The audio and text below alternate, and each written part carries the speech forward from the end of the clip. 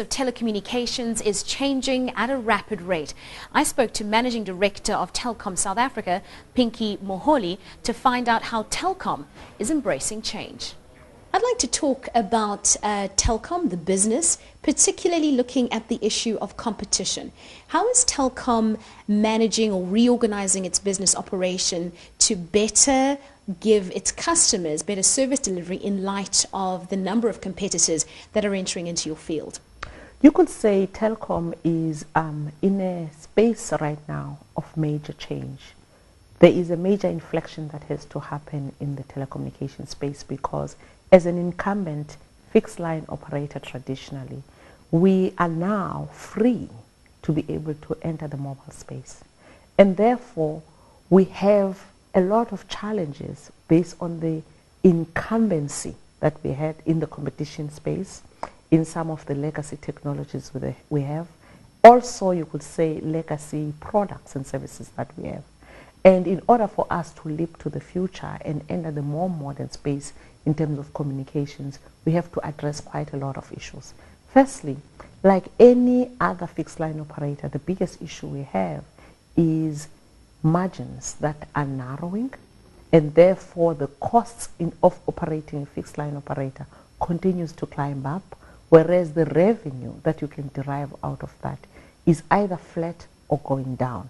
And this is not a phenomenon that is just inflicting South Africa alone. It's all over the world in most of the fixed line operators. And therefore, as a fixed line operator, you have to ask yourself, do you allow yourself to decline and the margins to continue to decline, or do you look for new sources of revenue? And therefore, in your baskets, once you've got mobility, then you are able to offer more converged. The future of business-to-business ICT infrastructure is changing. Gone are the days of fully fledged IT departments integrated into business operations. The future of ICT lies in data centers and cloud computing. I spoke to Grant Morgan, the managing executive of Cybernest, to find out how IT delivery is transforming the shape and future of business. Grant, you're going to be discussing the issue of the way IT is being transformed, and especially in the way it's being delivered. Can you sort of unpack that for me in terms of its relevance for corporates and businesses? Well, traditionally, IT is something that you capitalize, you purchase it up front. You hire your own people, and you train those people, and through processes, you deliver an IT solution to the company. That all takes a lot of work. Alternatively, what we're able to do, or what the transformation capability is to rather run that through a service provider. Let the service provider own and operate that equipment, and in doing so allow companies to quickly roll out the IT, giving them flexibility, giving them lower cost, and give them a much higher service level than they would have got before. And what's the uptake been like for a service like this one? Are you finding that a number of corporates are turning to this model in terms of IT solutions? Yes, good question. We find that this is not for everybody. There will still be people that will want to hug their servers and hug their IT and keep it in-house. But we are finding certain manufacturing sectors, for example, retailers, for example, mining houses, that find that they really want to focus on their core business. Their core business is not IT, it's mining or manufacturing or whatever it may be.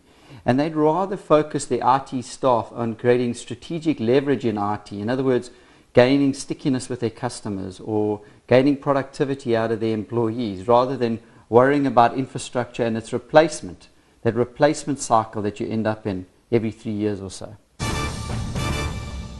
Innovation within the confines of the regulatory framework does come with its challenges.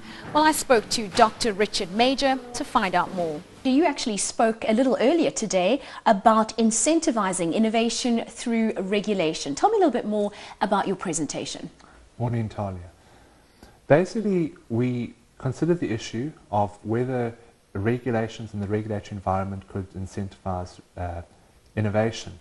And I basically put it to the audience that although a regulator cannot create innovation by fiat, they still can create an enabling regulatory environment. And there are specific interventions that the regulator could undertake.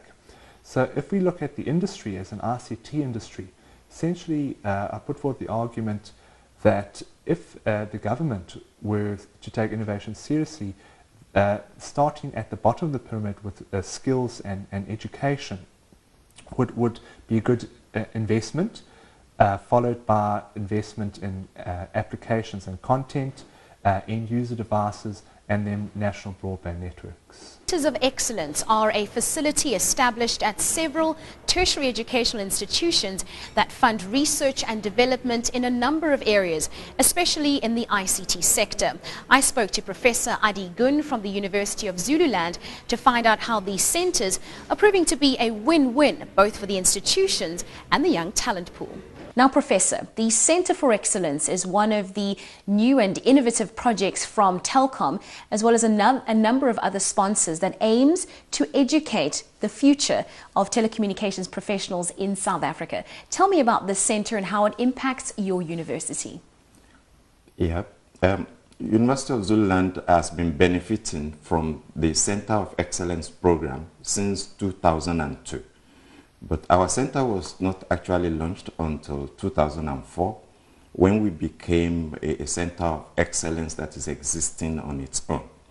Since that time, we have been training and we've been adding value to especially black South Africans who would otherwise not have had the opportunity. Because through the Center of Excellence, Telkom provides sponsorship, which allows anyone who has completed his honors degree to be able to come into our center and start with a master's degree and possibly even go on to the doctoral degree after completion. There are 16 centres for excellence attached to 16 tertiary institutions across South Africa, and the entire network in itself is an innovative one as well, because you work in conjunction with the other institutions and not in isolation. How does that work? Yeah, for example, the Center of Excellence at UKZN, that's University of KwaZulu-Natal, actually nurtured our own center. So we work together by exchanging expertise. So in that way, we are able to sort of use this network or pool of resources that the 16 Centers of Excellence has provided. Students presenting their final thesis, the 2010 SATNAC Conference provided them with an incredible opportunity to showcase their emerging talent to a panel of industry leaders. For doctoral student Pragasan Mudli, the 2010 SATNAC Conference gave him the opportunity to showcase his thesis regarding multi-mesh networks.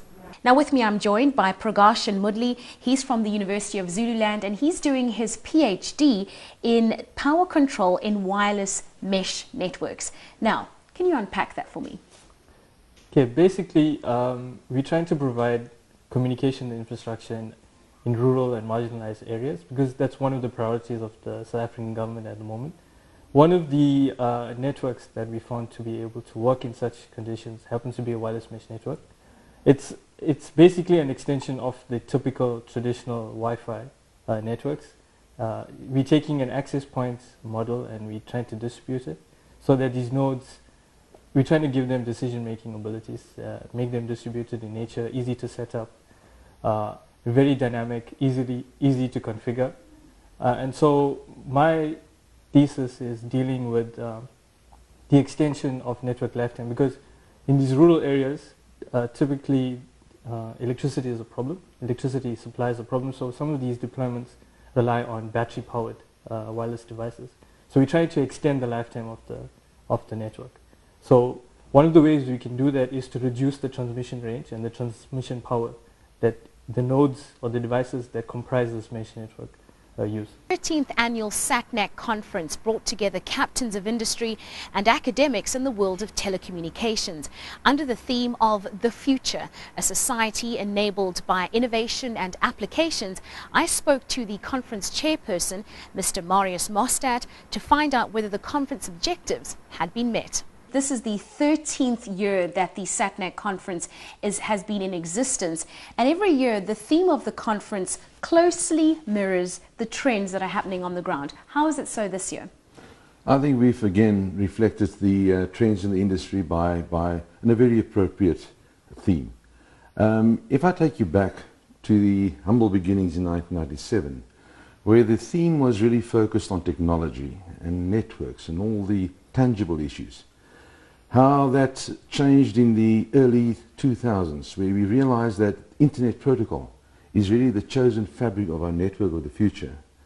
In 2007-8, realizing that we have customers, the customers are important, customer service, the networks are working, business models are supporting it. Eventually to 2008 and 2009, where we're talking about the service anywhere.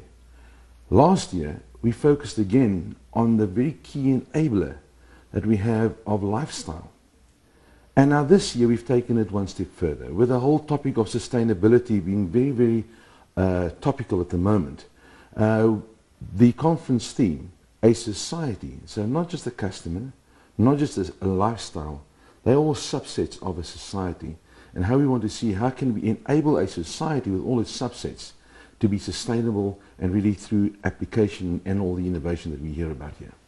It's been 13 years of SATNAC until now, 2010, and in that, how has the agenda changed or perhaps shifted to growth in telecommunications in Africa? Very important aspect, and if you look at SATNAC and the acronym, stands for Southern Africa. It's not South Africa, so we've already adopted the issue years ago that we want to have a conference that really speaks to a region and not just to a country. And if I therefore look at the profile of the conference, how that has changed. Again, the first conference was South African based, 12 people, one room.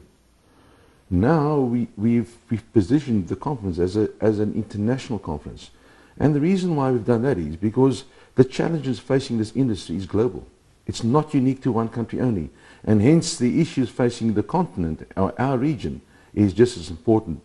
And our centers of excellence and the research papers that you hear about the students we're talking to will be touching on these issues of affordability.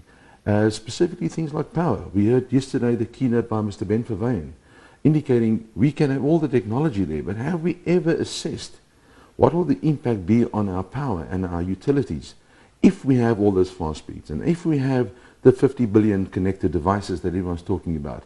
So I think the theme of the conference and our focus has really stayed abreast with what we believe the challenges facing this continent will be as well.